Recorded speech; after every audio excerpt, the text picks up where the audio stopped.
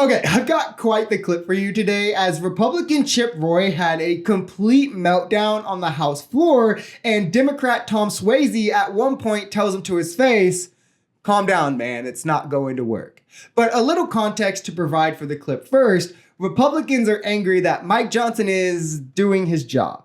And also that he's finally working with Democrats, as late Friday, he worked with Democrats to ensure that a foreign aid bill can be brought to the floor today, as some far-right extremists were trying to block even that from happening. This containing $61 billion for the Ukrainian conflict, $23 billion directly to replenish US weapons, a disgusting $26 billion for genocidal Israel, though 9 of it is hand-marked for humanitarian purposes based, and then $8 billion for Taiwan. So as we normally do, we are going to do a deep dive into the aid portions of the bill and what that represents.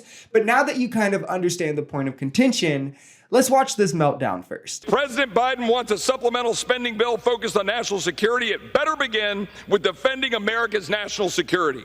We wanted to get the border closed and secured first.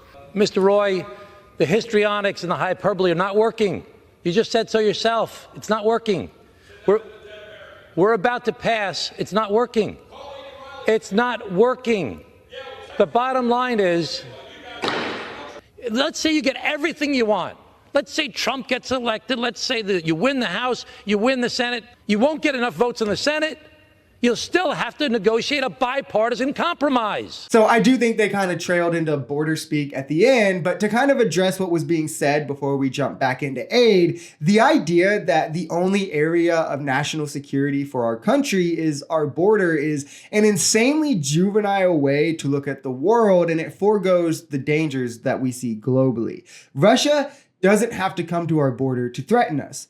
They don't even have to come to our border to force us to put boots on the ground and get involved in a war. If they take Ukraine, they're right next to Poland. If they decide to expand further and invade Poland, that's a NATO country, and Article 5 would be invoked instantly. We would have to put soldiers on the ground, which would start a world war or some global conflict at least. So no, national security isn't at all just our border, nor is the border the most important portion right now with the fragility that we're seeing in geopolitics. And all that Chip Roy and Republicans want is a wall anyway, which historically doesn't do anything in terms of stunting migration. I'm just saying. And as Tom Swayze said, Republicans are not about to get a 60-seat supermajority in the Senate. They have a majority in the House, but they're barely hanging on to that. Anything that they want to pass is going to have to be bipartisan anyway. Pretending that all they need is for Trump to get in office is a fairy tale. I mean, Trump getting in office will bring the cages back for children.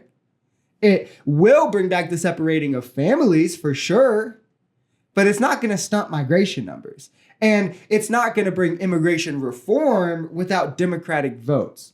And jumping back to the contents of the foreign aid bill, I want to kind of zoom in and focus on the Ukrainian aid, as too often I see misinformation is spread where people pretend that we're just printing off billions of taxpayer dollars and sending them to other countries, and it's annoyingly ignorant to say the least. To begin, our spending in Ukraine is broken up to 6 categories, as you can see here, and the way that each of these are tackled differs. Funding for US government agencies is pretty self-explanatory, but specifically it sends $66 million to our Department of Energy to help with nuclear causes. Humanitarian assistance sends money to our Department of Agriculture through USAID, and then sends NGOs and reliefs of sort to be distributed among Ukrainians. Military equipment comes from US stocks and is sent over before then being replaced. As I mentioned, there's $23 billion to replace US weapons as well, and including its generally outdated or older US military equipment. And as you can see here,